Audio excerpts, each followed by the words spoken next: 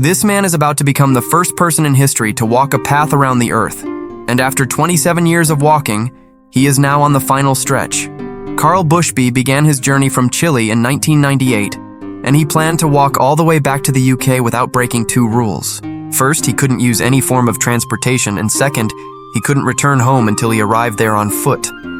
It's a miracle that somehow he managed to make it through the three major challenges. The first challenge was the Darien Gap, a remote, roadless stretch of jungle often considered the most dangerous in the world, not only because it's full of deadly animals, swamps, and smugglers, but also because when he passed through, Colombia was a war zone. The next time he should have died was when he tried to walk from the US to Russia across a frozen bridge known as the Bering Strait. It took him 14 days of walking and swimming through freezing temperatures, and at one point, he was swept 80 kilometers north. Yet somehow, he didn't die and made it to the other side.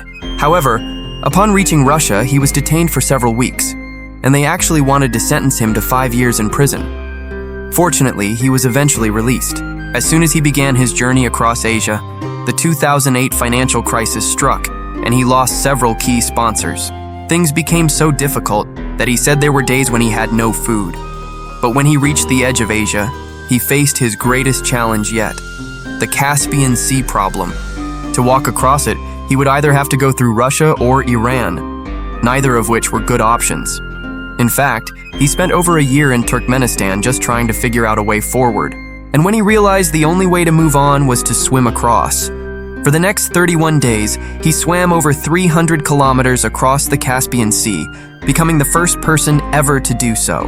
After overcoming that obstacle, he continued through Azerbaijan, Turkey, and then just 2 months ago in 2025, he officially stepped into Europe.